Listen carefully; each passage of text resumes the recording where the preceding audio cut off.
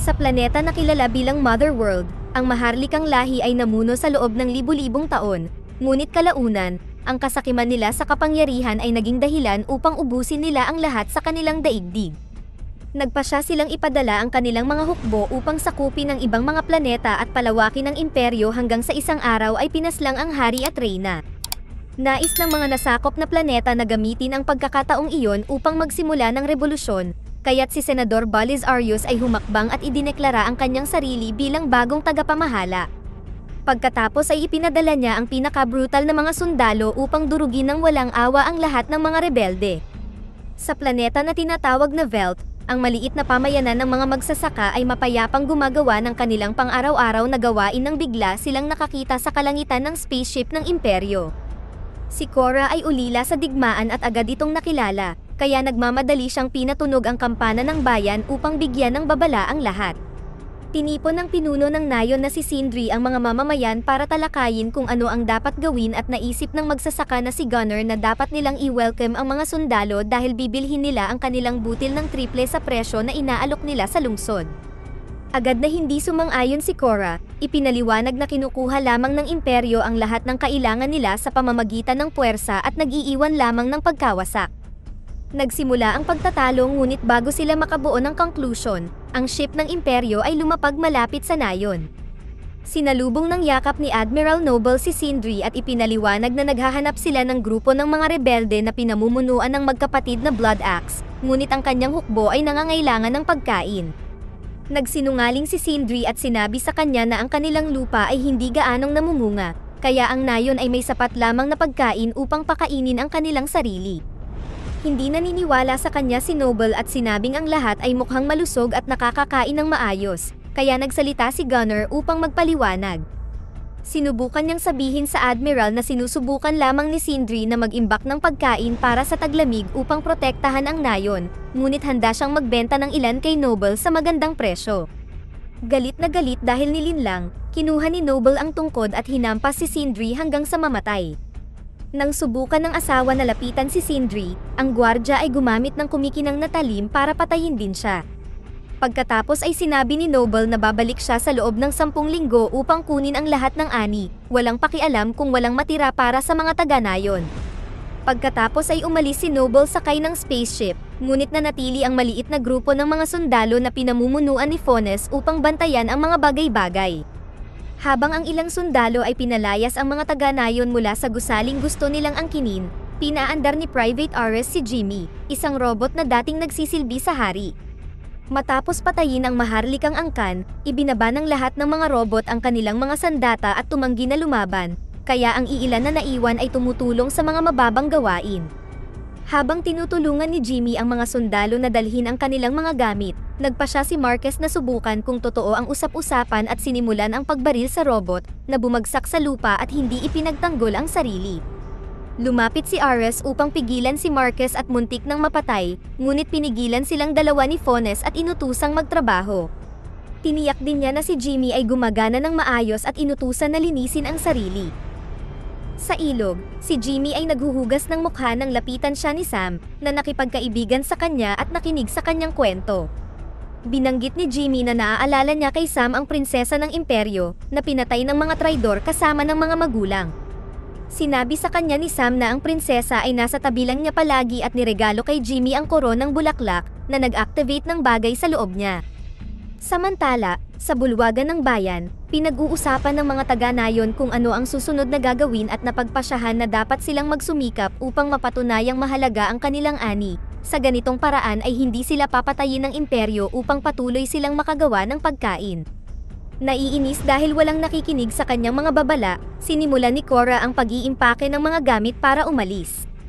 Nakita siya ni Hagen, ang lalaking nakahanap sa kanya nung bumagsak ang ship niya sa planetang ito 2 taon na ang nakararaan. Iniisip ni Hagen na dapat makipagtulungan si Korra sa mga rebelde at protektahan ang nayon ngunit tumanggi si Korra, sinabing wala silang pag-asang manalo at mauuwi lang sa massacre. Kinagabihan, kanidnap ni Marquez at ng 2 pang sundalo si Sam para magamit siya ng buong squad. Narinig ni Korra ang sigaw niya, ngunit pinaalalahanan niya ang sarili na huwag makisali. Lumapit si Ares upang ipagtanggol si Sam at nagawang suntukin ng ilang lalaki, ngunit napakarami nila at agad nilang nadaig siya. Hindi nagtagal ay dumating si Fones at tinawag si Sam upang angkinin siya, ngunit pinigilan siya ni Cora, na may dalang palakol. Inutusan ni Fones ang mga tauhan para harapin si Cora at noong una, nagkunwaring sumusuko si Cora, ngunit bigla na lang siyang kumilos ng mabilis at pinabagsak ang dalawang sundalo sa ilang galaw lamang. Tila si Cora ay may mahusay na karanasan sa pakikipaglaban at hindi nahihirapang makipaglaban sa grupo ng mga sundalo, gamit ang kanilang mga sandata upang labanan sila, at ginamit din ang buhangin upang lumikha ng distraction. Isa-isang tinalo ni Cora ang mga sundalo sa mga tumpak na pagbaril at kritikal na pagsaksak, at nang muntik na siyang mabaril ng isang lalaki, inunahan itong patayin ni Ares. Pagkatapos ay sinubukan ni Marquez na paputukan siya, ngunit mabilis siyang dinisarmahan ni Cora at tumalon sa kanya upang barilin siya ng diretso sa ulo. Ngayon ay maaaring magtulungan sina Cora at Ares upang palibutan si Fones, ngunit hawak niya si Sam at nakatutok ang baril kaya hindi sila makagalaw. Sa sandaling iyon ay nagpakita si Jimmy at inutusan siya ni Fones na patayin ang mga rebelde, ngunit habang kumukuha si Jimmy ng baril, tumingin siya kay Sam at sa halip ay pinatay si Fones. Pagkatapos, tumakbo si Jimmy palayo at dumating ang mga taong bayan sa tamang oras at nakitang pinatay ni Cora ang isang sundalong nabubuhay pa. Inanunsyo niya na tutulungan niya silang lumaban, ngunit una, kailangan niyang magtipon ng higit pang mga sundalo. Noong nakaraan, ibinenta ni Gunner sa mga rebelde ang ilan sa kanilang mga ani, kaya isasama siya nito sa lungsod upang makilala ang mga rebelde. Bago sila umalis, ibinigay ni Hagen kay Cora ang espesyal na baril na nakita niya noon sa kanyang ship. Naglakbay sina Cora at Gunner at huminto kinagabihan para gumawa ng kampo, kaya sinamantala ni Cora ang sandali para ibahagi ang kanyang kwento. Noong siya ay 9 na taong gulang, isang hukbo ng imperyo na pinamumunuan ni Balisarius ang sumalakay sa kanyang planeta, na nagdulot ng kamatayan at pagkawasak sa bawat lugar. Sinubukan ng kanyang mga tao na lumaban, ngunit lalo lang naging marahas si Balisarius. Isang gabi, nagawa ni Cora na magnakaw ng baril, ngunit natagpuan siya ni Balisarius, at lumapit sa kanya upang hamunin siya. Napakabata pa ni Cora at hindi niya kayang pumatay ng tao, kaya pinatay ni Balisarius ang kanyang pamilya at kanidnap siya upang turuan siya. Sa sumunod na ilang taon, sinanay si Cora sa kultura ng Mother World at naging bahagi ng kanilang hukbo. Hinikayat ng mga nakatataas ang kanilang mga sundalo na humanap ng asawa para magkaroon sila ng dagdag na ipinaglalaban, at napatay ang minamahal ni Cora noong digmaan. Nawasak, si Cora ay nakipaglaban ng husto para sa paghihiganti at nang mag-18 taong gulang, siya ay naging commander. Sa lahat ng mga taon na iyon, si Cora ay minanipula upang gamitin at sinira niya ang libu-libong bayan sa pangalan ng parehong mga tao na pumatay sa kanyang pamilya. Kinabukasan, nakarating sina Cora at Gunner sa lungsod at nagalit ng matuklasan na hinuli ng mga bounty hunters ang contact ni Gunner. Walang ibang paraan si Gunner para mapuntahan ang mga rebelde, kaya napagpasyahan ni Cora na kailangan nilang hanapin muna ang maalamat na general na si Titus at pagkatapos ay hanapin ang mga rebelde. Pagkatapos ay pumasok ang dalawa sa isang tavern, kung saan inakala ng isang nakakadiring alien na si Gunner ay alipin ni Cora at sinubukang bilhin siya, at bastos na hinawakan siya sa pribadong bahagi.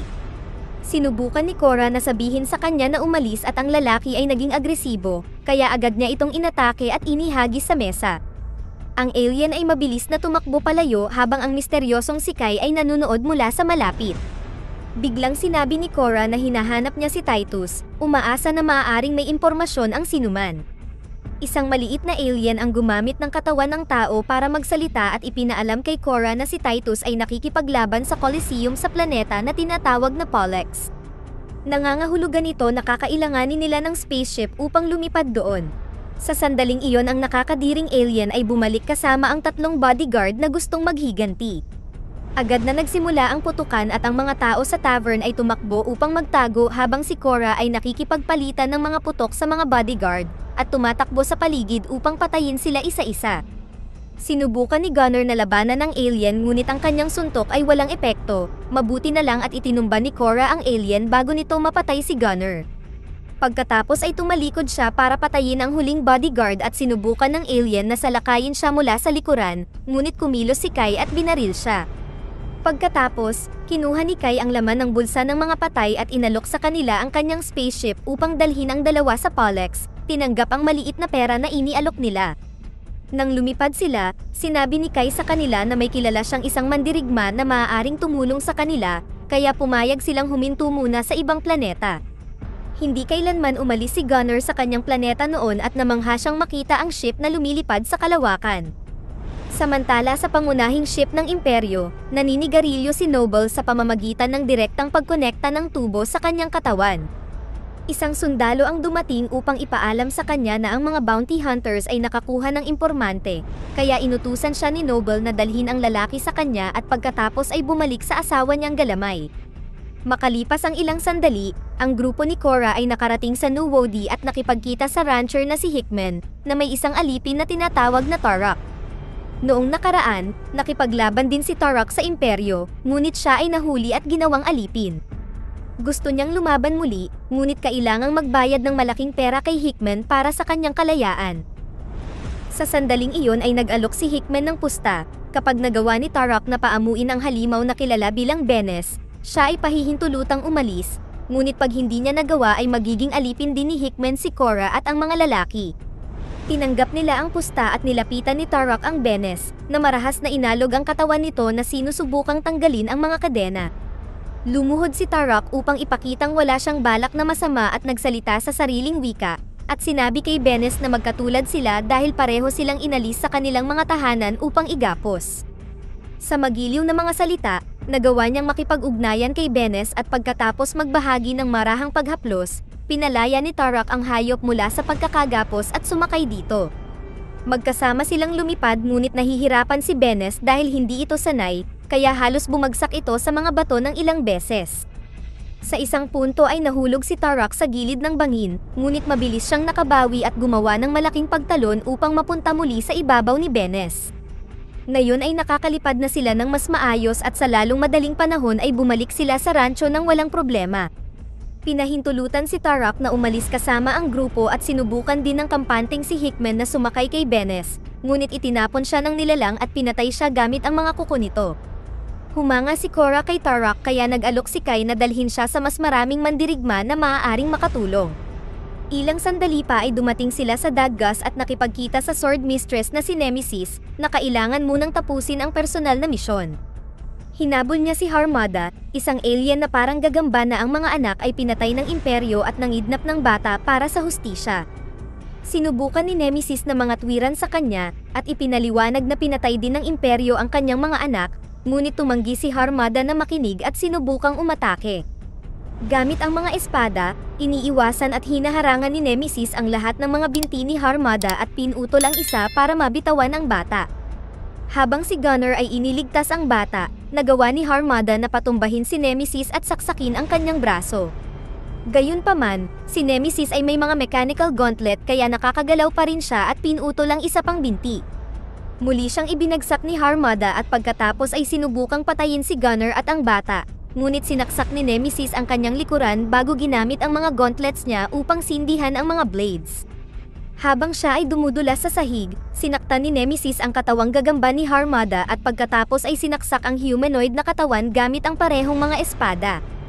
Pagkatapos, sumama si Nemesis sa grupo at muli silang lumipad. Sina Gunner at Korra ay nagkaroon ng isa pang sandali at nagpasya siyang sabihin sa kanya ang higit pa tungkol sa kanyang sarili. Dahil siya ay inampon ni Balizarius bilang anak, namuhay siya ng magandang buhay at hindi nagtagal ay naging bahagi ng Royal Guard. Siya ang namamahala sa pagprotekta sa prinsesa, na may natatanging kapangyarihan na muling buhayin ang namatay. Hanggang ngayon, nagigilty pa rin si Korra dahil hindi niya ito nailigtas noong araw ng pag-atake. Makalipas ang ilang sandali, dumating ang grupo sa Polex at binisita ang arena, kung saan 12-12 ng mga mandirigma ang namamatay araw-araw. Si General Titus ay nasa kakilakilabot na estado at kinailangan nilang kaladkarin siya sa loob upang maligo, ngunit siya ay nagprotesta sa buong sandaling iyon. Si Titus ay dating commander ng dating hari, ngunit nahulog siya sa matinding depresyon ng tambangan ang kanyang hukbo at napatay ang lahat ng tauhan niya dahil sinubukan niyang sumuko. Noong una, ayaw niyang lumaban, ngunit nagbago ang isip niya nang bigyan siya ni Korra ng pagkakataong maghiganti. Samantala, dinala ng mga bounty hunters ang kontak ng rebelde kay Noble, na nangako na papalayain siya kapalit ng impormasyon. Ipinaliwanag ng lalaki na ang magkapatid na Blood Axe ay nasa ilalim ng proteksyon ni Haring Lev Iteka sa planetang Sharian, pagkatapos ay pinatay siya ni Noble. Makalipas ang ilang sandali, dumating ang pangkat ni Korra sa Sharian at nakipagpulong kay Haring Lev Iteka, na pumayag na mag-ayos ng pulong kasama ang mga rebelde. Di nagtagal, dumating ang magkapatid na Blood Axe kasama ang kanilang mga rebelding hukbo at sinabi sa kanila ni Korra ang tungkol sa laban nila. Inamin na mababa ang pagkakataong manalo ngunit binigyang diin na palagi silang pinapakain ng kanilang mga tao, kaya ang pinakamaliit na magagawa nila ay ipagtanggol sila. Ang kapatid na si Darien ay sumang-ayon na tumulong at pagkatapos ay lumapit sa kanyang hukbo, nagbigay ng taus-pusong talumpati para magtanong kung sino ang nais magboluntaryo. Masayang sumang-ayon ang ilang rebelde na sumama sa kanya. Pagkatapos, umalis ang grupo kasama ang kanilang mga bagong kaalyado, at sinabi ni Kai na naantig siya sa kanila kaya gusto niyang tulungan silang lumaban. Gayunpaman, mayroon pa siyang ilang mga kahon na ihahatid, kaya pumayag si Korra na huminto sa huling pagkakataon bago umuwi. Di nagtagal pagkatapos umalis ang grupo, nahanap ni Noble at ng kanyang mga tauhan si Lev Iteka at sinira ang kanyang kaharian. Tumanggi si Lev Iteka na makipagtulungan, kaya pinatay siya ni Noble gamit ang tungkod. Pagkatapos, habang tinatapos ng hukbo ang pagpapasabog sa lugar, si Noble ay nakatanggap ng mensahe na nagsabi sa kanya kung saan hahanapin ang mga rebelde. Makalipas ang ilang oras, dumating ang koponan sa Gun Devil at tinulungan si Kai na ilabas ang mga kargamento sa tulay. Pinanood siya ni Korra na nakikipag-ugnayan sa mga mamamayan at naramdaman niyang may mali nang biglang bumaril ang isang nakatagong Empire spacecraft at pinabagsak ang karamihan sa ship nila. Pagkatapos ay tinambangan ng isang grupo ng mga robot ang koponan at karamihan sa kanila ay nahuli habang isiniwalat ni Kai ang kanyang tunay na intensyon. Matagal na niyang kilala si Korra bilang isang wanted na ex-commander na ang ulo ay nagkakahalaga ng malaki, kaya ginamit niya siya upang tipunin ang grupo ng mga maalamat na wanted na mandirigma upang ibigay sila sa imperyo para sa gantimpala. Hindi nagtagal ay dumating si Noble kasama ang kanyang mga tauhan at kinuha ang baril ni Korra habang itinulak ni Kai si Gunner sa likod niya. Ipinaliwanag na isa lamang siyang magsasaka kaya't palalayain nila siya kung papatayin niya si Korra. Nagkunwari si Gunner na babarilin niya si Korra, ngunit sa huling segundo, pinalaya niya ito at tumalikod para barilin si Kai. Agad na tumalon si Korra sa isang gwardya at pinatumba siya para nakawin ang kanyang baril, pagkatapos ay tumakbo siya para magtago habang nagpapaputok ang mga tauhan ni Noble. Sinubukan niya ang kanyang makakaya na bumawi at pinasabog ang isang kahon na nagdulot ng malaking pagsabog, na nagtulak sa lahat ng mga kaaway palayo. Ginamit ni Gunner ang pagkakataong palayain ang lahat ng iba pang mga mandirigma at sa lalong madaling panahon ay nilaslas ni Nemesis ang mga tao gamit ang kanyang mga talim. Itinulak ni Darien ang isang sundalo mula sa tulay at inutusan ang mga tauhan niya na tipunin ang ilang mga ship na nakaligtas sa pag-atake. Habang nagpapatuloy ang labanan, nagawa ni Tarak, Titus, at Gunner na kumuha ng ilang baril at patuloy na bumabaril para tulungan si Nemesis habang patuloy siyang umaatake. Sa sandaling iyon, inutusan ni Noble ang kanyang nakatagong spacecraft na lumabas at agad itong nagpaputok sa ship ng mga rebelde. Desperado na iligtas ang kanyang mga tauhan, kinuha ni Darien ang metal bar at ginamit ito para bugbugin ang mga sundalo habang paakyat siya sa tulay para tumalon sa ship ng kaaway. Sa kasamaang palad, nabigo siyang saksakin ang piloto, na nakaiwas sa bakal at bumaril kay Darien. Gayunpaman, sinubukang muli ni Darien at sa pagkakataong ito ay nagawang patayin ang kalaban upang ihinto ang pag-atake, ngunit namatay din siya sa proseso. Ang kamay niya ay nahulog sa kontrol, na naging sanhi ng dahan-dahang pagbagsak ng ship patungo sa tulay. Galit na galit, umalis si Korra sa kanyang pinagtataguan at tumakbo sa tulay, binaril ang mga sundalo habang patungo siya kay Noble. Sa sandaling iyon, ang ship ay bumagsak at nawasak ang karamihan sa tulay, ngunit si Noble ay nagawang iligtas ang sarili sa pamamagitan ng paglapag sa lumulutang na plataporma. Biglang sumulpot si Korra sa likod niya at nagsimulang maglaban kung saan pareho silang lumalaban ng buong lakas. Pagkatapos makipagpalitan ng maraming suntok, sinuntok ni Noble si Korra palabas ng platform at nahawakan niya ang lubid sa huling segundo. Nang tanggalin ni Noble ang lubid, hinawakan ni Korra ang kanyang kamay at pagkatapos ay ginamit ang lubid bilang latigo upang mahulog si Noble bago umakyat muli.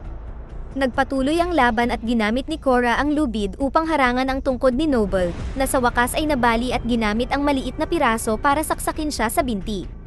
Sinubukan ni Noble na magpatuloy sa pakikipaglaban ngunit mahina siya ngayon, kaya nabali ni Korra ang kanyang braso at ginamit ang tungkod para saksakin siya sa dibdib bago siya itinulak palabas ng platform.